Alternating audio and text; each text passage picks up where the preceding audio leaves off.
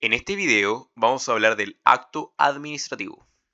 Para comenzar, el artículo 3 de la Ley de Bases de Procedimiento Administrativo, en su inciso 2, dice: para efecto de esta ley, se entenderá por acto administrativo las decisiones formales que emitan los órganos de la Administración del Estado, en los cuales se contienen declaraciones de voluntad, realizadas en el ejercicio de una potestad pública. Por lo tanto, nosotros encontramos un concepto de acto administrativo en la ley.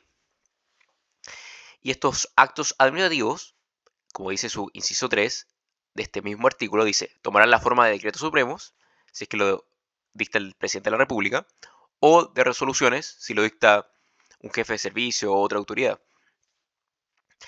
Y el inciso 8, inciso final de este mismo artículo, establece la presunción de legalidad de los actos administrativos, que dice: los actos administrativos gozarán una presunción de legalidad, de imperio y de exigibilidad frente a sus destinatarios, desde su entrada en vigencia, autorizando su ejecución de oficio por la autoridad administrativa, salvo que mediare una orden de suspensión dispuesta por la autoridad administrativa dentro del procedimiento impugnatorio o por el juez, conociendo por vía jurisdiccional.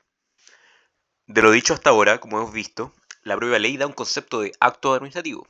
Ahora bien, la siguiente pregunta es: ¿qué actuaciones comprenden este concepto de acto administrativo? Es decir, ¿cuáles actuaciones de la administración del Estado se encuentran comprendidas en este concepto de acto administrativo? Para responder a esta pregunta, primero hay que decir que las actuaciones de la administración pueden estar regidas por el derecho administrativo o pueden estar regidas por el derecho privado. Y si están regidas por el derecho administrativo, ahí encontramos actuaciones formales y actuaciones materiales.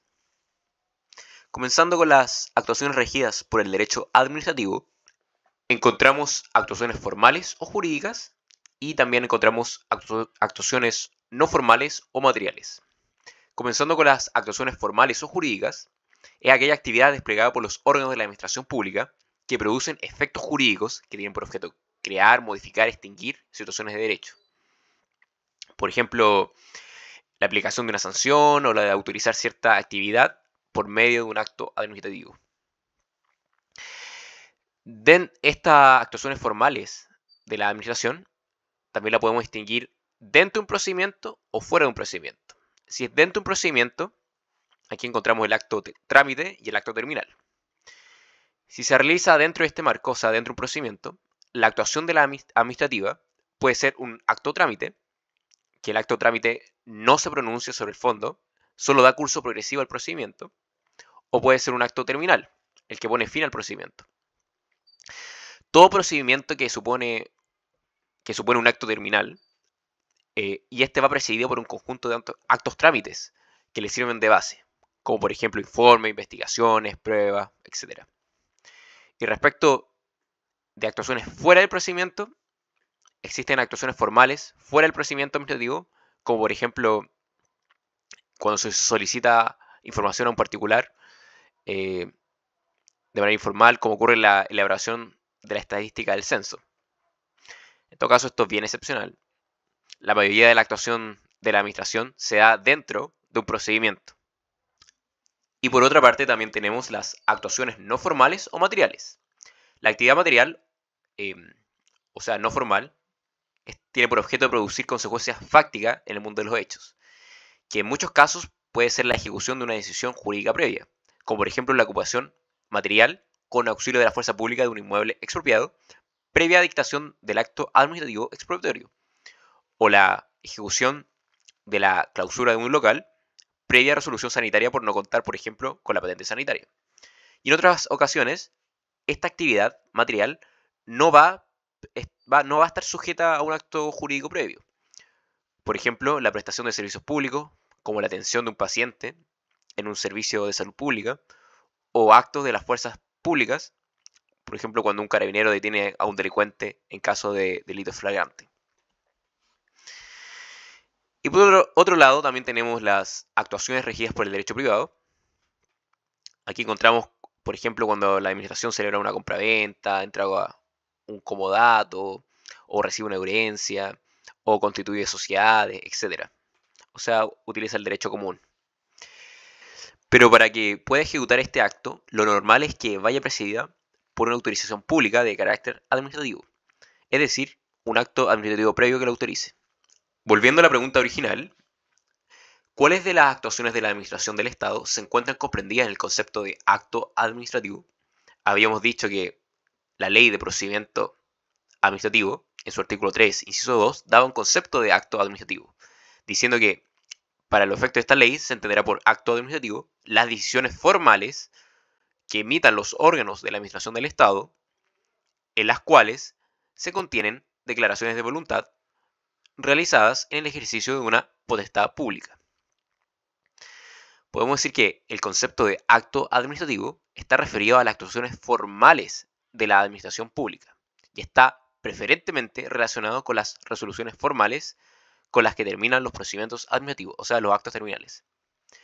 Uno podría pensar que tal concepto de acto administrativo deja fuera a la actuación no formalizada de la administración, pero esa exclusión es más aparente que real, dado que parte de los principios y reglas que integran esta construcción doctrinal, así como los correlativos preceptos de la ley de base de procedimiento administrativo, son también aplicables a dicha actuación administrativa material.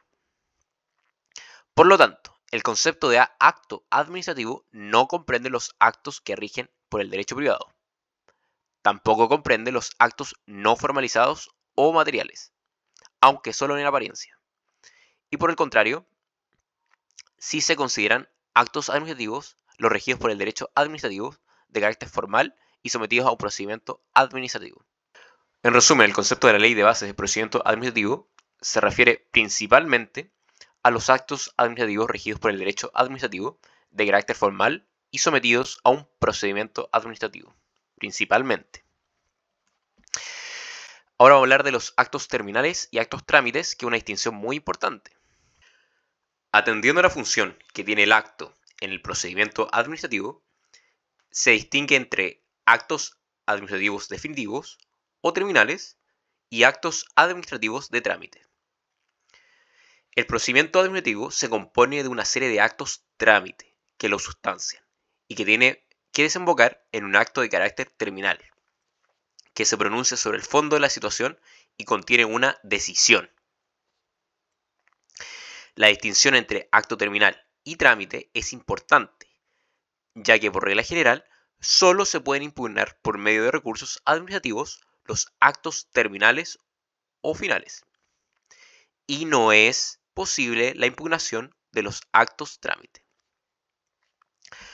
Los actos de mero trámite son impugnables de manera excepcional solo cuando determinen la imposibilidad de continuar con un procedimiento o produzcan indefensión. Por lo tanto, en resumen, regla general, los actos terminales son impugnables por medio de los recursos que establece la ley de base de procedimiento administrativo, por ejemplo, el recurso de reposición, el recurso jerárquico o el recurso de revisión, y excepcionalmente, los actos administrativos trámite serán impugnables solo cuando determinen la imposibilidad de continuar un procedimiento o produzcan indefensión. Lo normal es que el procedimiento administrativo finalice con un acto terminal, pero puede terminar de manera anormal como, por ejemplo, el abandono del procedimiento, cuando por la inactividad de un interesado se produzca por más de 30 días la paralización del procedimiento iniciado por él, caso en el cual la autoridad da 7 días para que haga algo, y si no hace nada, se declara abandonado el procedimiento. Este acto administrativo no es de término, pues no se pronuncia sobre el fondo del asunto, sino que es de trámite, no obstante lo cual es impugnable, ya que mediante el recurso de reposición o jerárquico o a través de un recurso jurisdiccional. Y respecto, otro caso sería el desistimiento tácito de la solicitud, lo cual se da cuando una persona presenta una solicitud y ésta no cumple con los requisitos o no acompaña los documentos. En este caso, se da un plazo de 5 días para que la persona complete los requisitos faltantes o acompañe los correspondientes documentos, y si no hace nada, se entiende por desistida la solicitud y se da terminado el procedimiento. Este también es un acto trámite que es impugnable. Ambos de estos casos, el procedimiento termina por un acto trámite que no se pronuncia sobre el fondo, o sea, no da una decisión. Por lo tanto, son impugnables. Ahora veremos los elementos del acto administrativo formulado por la doctrina, y es posible distinguir en tres tipos de elementos: elementos subjetivos, elementos objetivos y elementos formales. En los elementos subjetivos encontramos el órgano administrativo, la investidura legal previa y la competencia.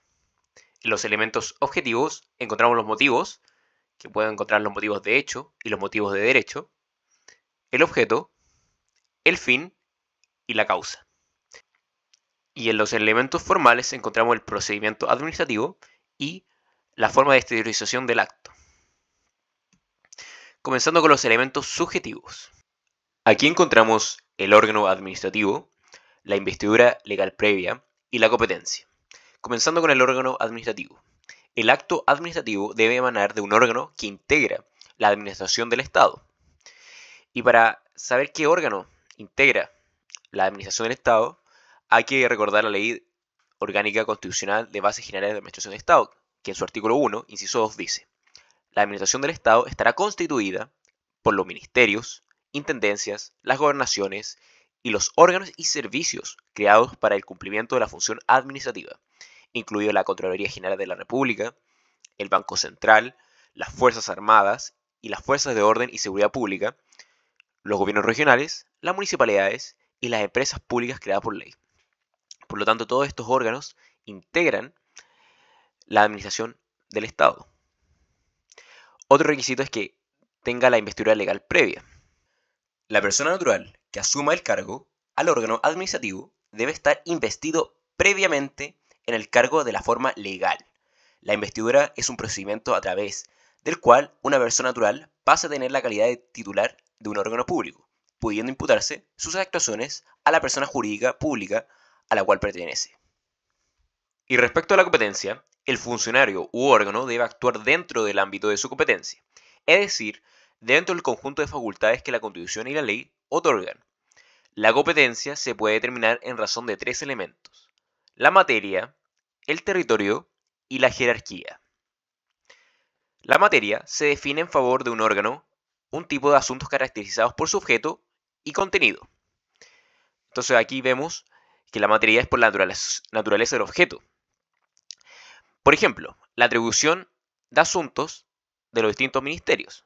Por ejemplo, el Ministerio de Obras Públicas, el MOP, está encargado en el planeamiento, estudio, proyección y construcción, y ampliación, reparación y conservación y explotación de las obras públicas fiscales.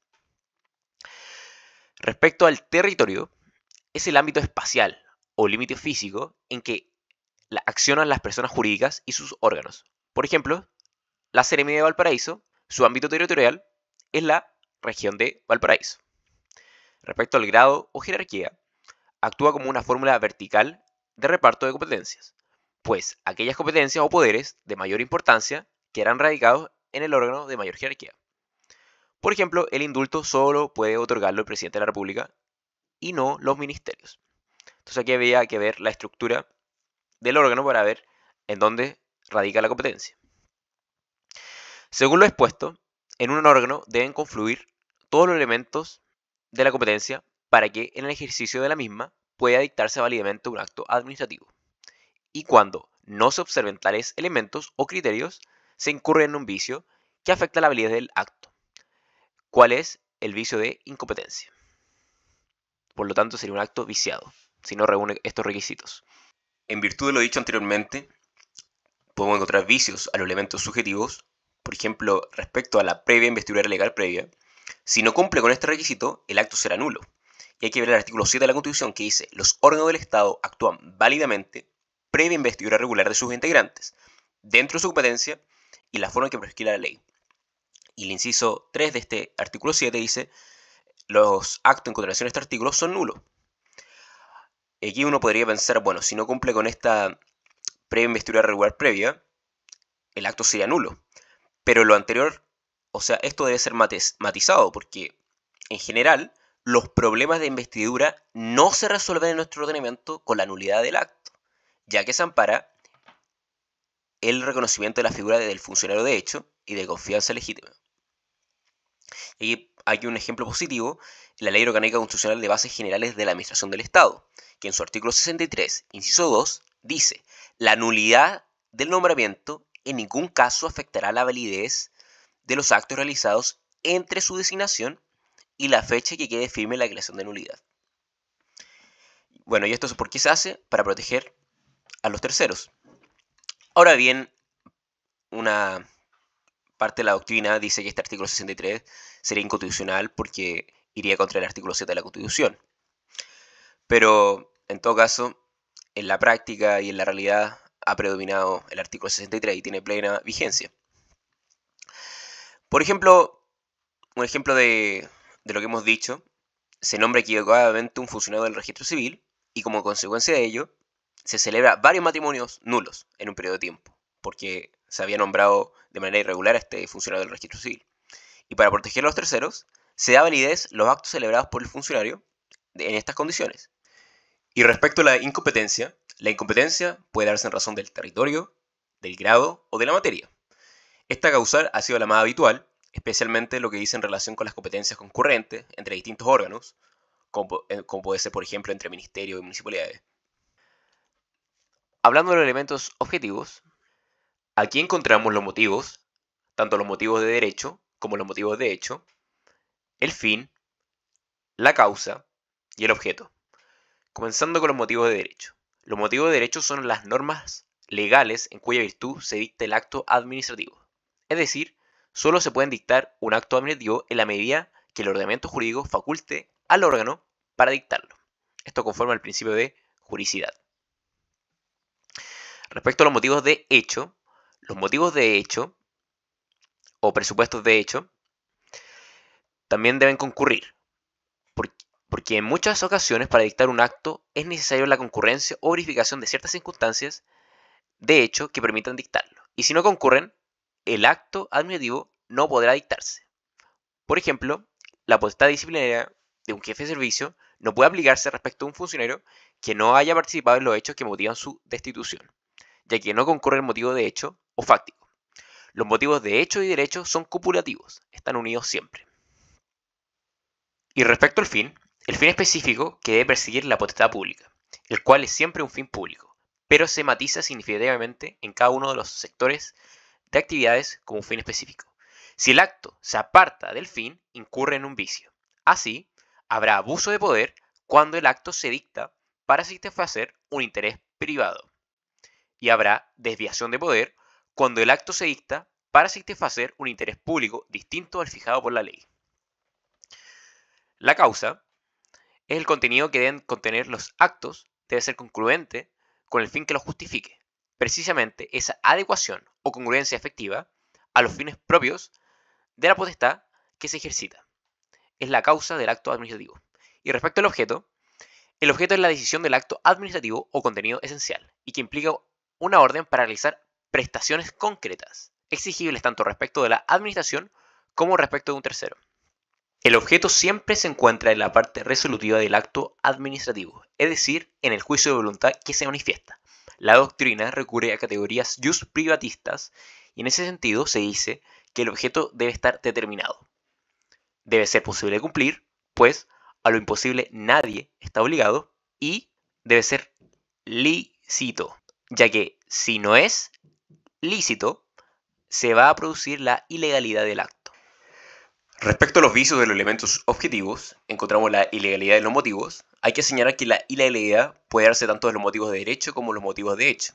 Así puede hablarse de ilegalidad cuando se invoca un motivo que la ley no contempla, o cuando se hace una errónea calificación jurídica, esto a propósito de los conceptos jurídicos indeterminados, o bien cuando los hechos no han existido en la realidad.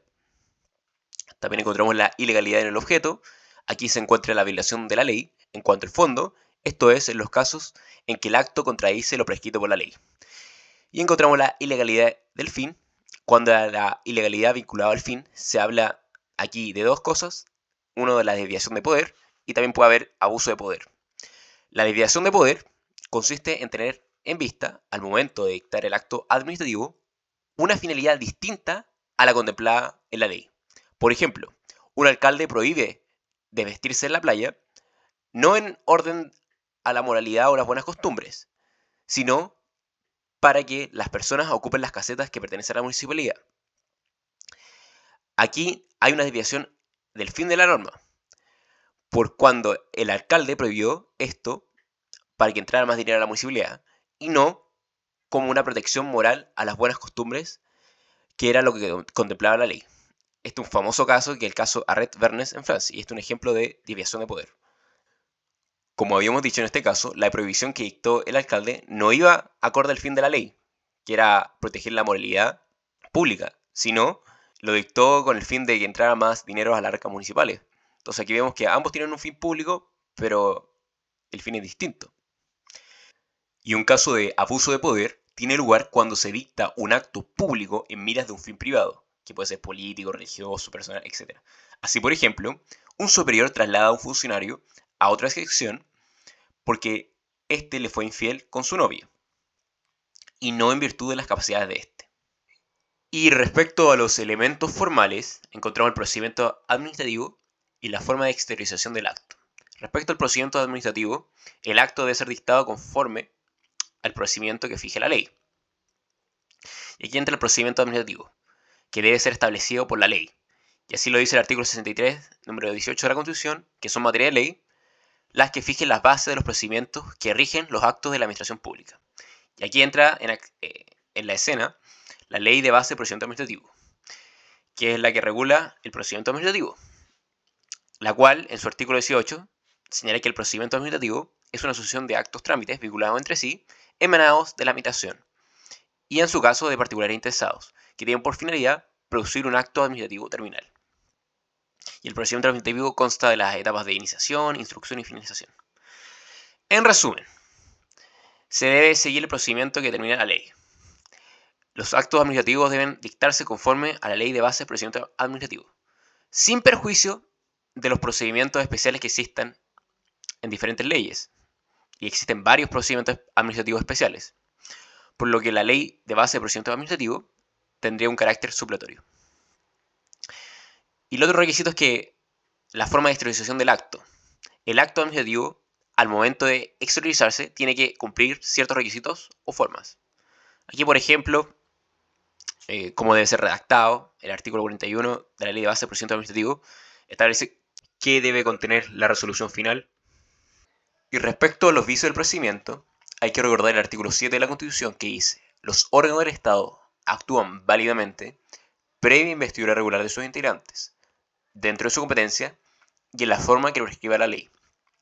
Esta frase, en la forma que prescribe la ley, hace referencia al procedimiento que se debe seguir. Y sabemos que cualquier acto en contravención a este artículo sería nulo. Por lo tanto, si el acto administrativo no cumple con el procedimiento que establezca la ley, sería nulo. Ahora bien, lo dicho recientemente debe ser matizado, ya que, conforme al principio de trascendencia, no todo vicio produce nulidad, sino aquellos que son sustanciales, esto es, aquellos que recaen en algún requisito esencial del acto, sea por su naturaleza o por mandato del ordenamiento jurídico, y que generen perjuicio al interesado. En concordancia con el principio de conservación y trascendencia, el artículo 13, inciso 3 de la Ley de Base del Procedimiento Administrativo, señala que el vicio de procedimiento o de forma solo afecta la validez del acto administrativo cuando recae en algunos de los requisitos esenciales del mismo, sea por su naturaleza o por mandato del ordenamiento jurídico, y genera un perjuicio al interesado. Por lo tanto, solo la omisión de formalidades esenciales da lugar a la invalidez. Con lo que queremos decir acá es que no todo vicio al procedimiento da necesariamente la nulidad. Habría que distinguir. Y aquí vemos el artículo 13 de la Ley de Base del Procedimiento Administrativo. Y en su inciso 3 dice: el vicio de procedimiento o de forma solo afecta la validez del acto administrativo cuando recae en algún requisito esencial del mismo, sea por su naturaleza o por mandato del ordenamiento jurídico, y genera perjuicio al interesado. Y el inciso siguiente dice: la administración podrá subsanar los vicios que adolezca los actos que emita, siempre que con ello no se afectaran los intereses de terceros. Por lo tanto, la nulidad es la última ratio. no todo vicio acarrea necesariamente la nulidad. De ahí que se hable formalidades esenciales y no esenciales. Respecto a la convalidación del acto administrativo, se puede convalidar de dos vías. Una de ellas es por el transcurso del tiempo, ya sea porque no se interpuso la acción en el tiempo adecuado o ya pasó el tiempo para que la administración de oficio pudiera invalidar el acto. Pero también puede ser en virtud de una declaración en la cual se ratifica, confirma o subsana el acto administrativo. Y respecto a este caso, el que menciona el artículo 13 de la Ley de Base de Procedimiento Administrativo, que dispone que la Administración podrá subsanar los vicios que adolezcan los actos que emita, siempre que con ello no afectare los intereses de terceros. Evidentemente, esta disposición debe ser entendida de forma alternativa a la potestad invalidatoria que la propia Ley de Bases de Procedimiento Administrativo le entrega a la Administración. Bueno, haciendo un resumen de lo ya dicho anteriormente, si el acto administrativo reúne todos los elementos que habíamos dicho, el acto sería válido. Entonces, al concurrir todos los elementos del acto administrativo, este será eficaz y producirá todas las consecuencias jurídicas que le son propias. Pero si falta alguno de estos elementos, se produce un vicio de validez y aparece una causal de nulidad. Una pregunta que nos podemos hacer es si todo vicio acarrea necesariamente la nulidad. Y como habíamos visto anteriormente, no es así. No todo vicio acarrea necesariamente la nulidad. Ahora bien, una concepción irrestricta del principio de juricidad lleva a la conclusión de que cualquier vicio en un elemento del acto administrativo acarrea necesariamente su nulidad. Pero solamente una parte de la doctrina lo entiende así de manera estricta. Para otra parte de la doctrina, y según la realidad práctica, no se entiende de manera tan estricta. Y así es, no todo vicio acarrea necesariamente la nulidad. Se distingue doctrinalmente entre vicios que dan nulidad de pleno derecho, también vicios que dan anulabilidad, y también hay vicios que no son invalidantes. Comenzando con la nulidad de pleno derecho, la nulidad plena o de pleno derecho se dirigen contra aquel acto administrativo que adolece una ilegitimidad grave y manifiesta, es decir, se trata del grado máximo de invalidez. Supone que el acto es intrínsecamente ineficaz y por ello carece de efectos ipso iure, o sea, de forma inmediata, y tiene eficacia erga omnes y no es saneable por la confirmación o la prescripción. En nuestro derecho no existe una norma que señale expresamente que vicios de legalidad deben ser sancionados con esta nulidad, pero se estima que solo debe ocurrir con los vicios más graves, y según algunos, estos vicios están mencionados en el artículo 7, inciso 1 de la Constitución. Respecto a los vicios que dan anulabilidad, en todos los demás casos de vulneración al ordenamiento jurídico, incluso la desviación de poder, los actos administrativos serán anulables, ya sea porque contradice la ley o el reglamento también pueden ser. De lo anterior, se extrae una doble consecuencia. En primer lugar, se exige para la legitimación activa al menos un interés en la anulabilidad. Y en segundo lugar, la prescripción de la acción de anulación, la que normalmente, por razones de seguridad jurídica, tiene un plazo breve. Y también encontramos los vicios no invalidantes. En los demás casos en que no se afecta un requisito esencial del acto, ni tan siquiera procederá la anulabilidad, sino solo la irregularidad del acto administrativo. Y aquí quiero recordar el principio de conservación del acto administrativo, según el cual la nulidad es la última ratio, la última sanción que se puede aplicar. Es decir, si es posible sanear el acto, debe procedirse esto antes de declararlo nulo. Y aquí hay que traer a la vista el artículo 13 de la Ley de Base de Procedimiento Administrativo, que decía que el vicio, el procedimiento o de forma solo afecta la validez del acto administrativo cuando recala en un requisito esencial del mismo, sea por su naturaleza o por el mando del ordenamiento jurídico, y genera perjuicio al interesado. Entonces aquí vemos que no necesariamente todo vicio de forma daría la nulidad, ya que solo la daría la nulidad cuando afecta un requisito esencial del mismo.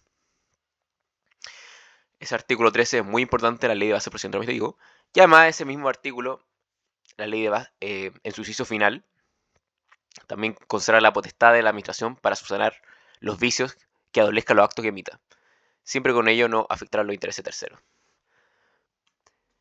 Ahora vamos a hablar de los efectos del acto administrativo.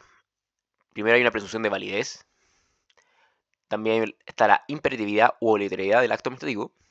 También está la irretroactibilidad del acto administrativo y la ejecutividad del acto administrativo. Vamos a explicar cada una de ellas. Primero vamos a comenzar con las dos primeras, con la presunción de validez y con la imperatividad del acto administrativo. Ambos están en el mismo artículo, el artículo 3 de la Ley de Base de Procedimiento Administrativo. Cuando hablamos de la presunción de legalidad, queremos decir que los actos administrativos han de tenerse por ajustado a derecho hasta que su invalidez no sea declarada formalmente por otro acto posterior o por una sentencia judicial.